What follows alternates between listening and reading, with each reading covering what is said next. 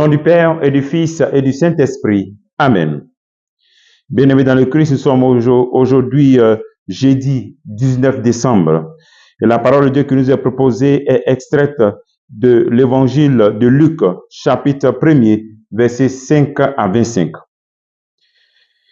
Il y avait au temps du roi Hérode le Grand, roi de Judée, un prêtre du groupe d'Abia, nommé Zacharie.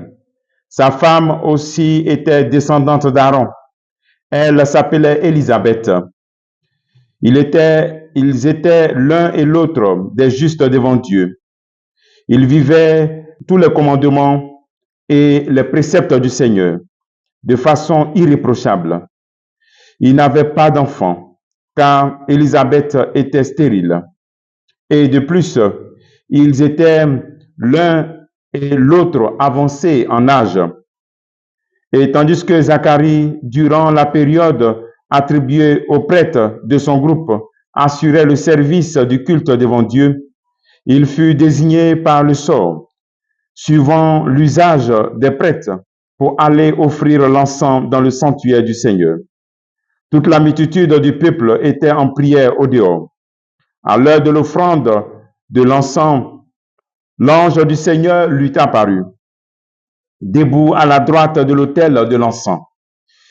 À sa vue, Zacharie fut bouleversé et la crainte le saisit. L'ange lui dit, « Sois sans crainte, Zacharie, ta supplication a été exaucée. Ta femme Élisabeth mettra au monde pour toi un fils et tu lui donneras le nom de Jean. Tu seras dans la joie et l'allégresse et beaucoup se réjouiront de sa naissance, car il sera grand devant le Seigneur. Il ne boira pas de vin ni de boisson forte, et il sera rempli de l'Esprit Saint dès le ventre de sa mère. Il fera revenir de nombreux fils d'Israël au Seigneur leur Dieu. Il marchera devant, en présence du Seigneur, avec l'esprit et la puissance du prophète Élie, pour faire revenir le cœur des pères vers leurs enfants, et ramener les rebelles à la sagesse des justes, et préparer au Seigneur un peuple bien disposé. Alors Zacharie dit à l'ange, « Comment vais-je savoir que cela arrivera? Moi, en effet, je suis un vieillard, et ma femme est avancée en âge. » L'ange lui répondit, « Je suis Gabriel, et je me tiens en présence de Dieu. J'ai été envoyé pour te parler et à t'annoncer cette bonne nouvelle. Mais voici que tu seras réduit au silence, et jusqu'au jour où cela se réalisera, parce que tu n'as pas cru à mes paroles. Celles-ci s'accompliront en leur temps. » Le peuple attendait Zacharie et s'étonnait qu'il s'attarde dans le sanctuaire. Quand il sortit, il ne pouvait pas leur parler. Il comprit que dans le sanctuaire, il avait eu une vision. Il leur faisait des signes et restait muet. Lorsqu'il eut achevé son temps de service liturgique, il repartit chez lui. Quelque temps plus tard, sa femme Élisabeth conçut un enfant. Pendant 5 mois, elle garda le secret.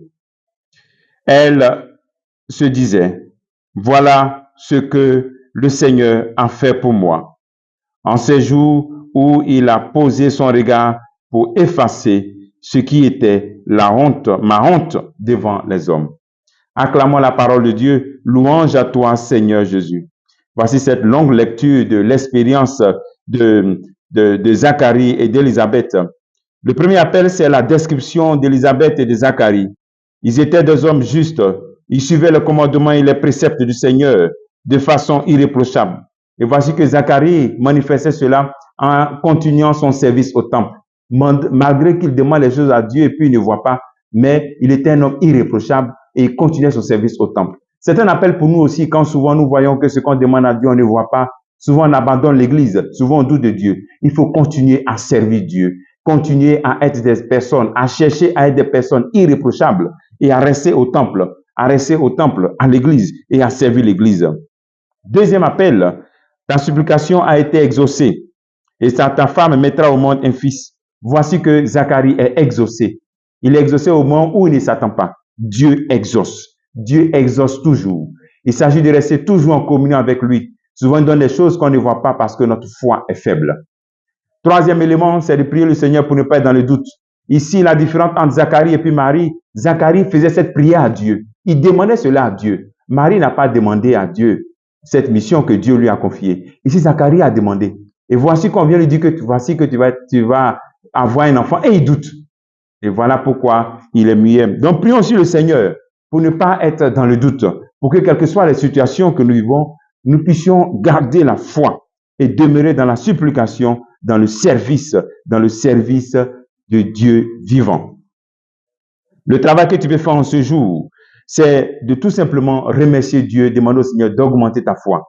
Et je prie le Seigneur pour que cet ange Gabriel qui se tient en présence de Dieu puisse visiter aussi les couples qui écoutent ce programme, afin que le Seigneur leur donne de ne pas douter et que la gloire de Dieu se manifeste. Et comme à Zacharie et Élisabeth, que le Seigneur leur accorde cette grâce d'enfantement au nom du Père et du Fils et du Saint-Esprit. Amen.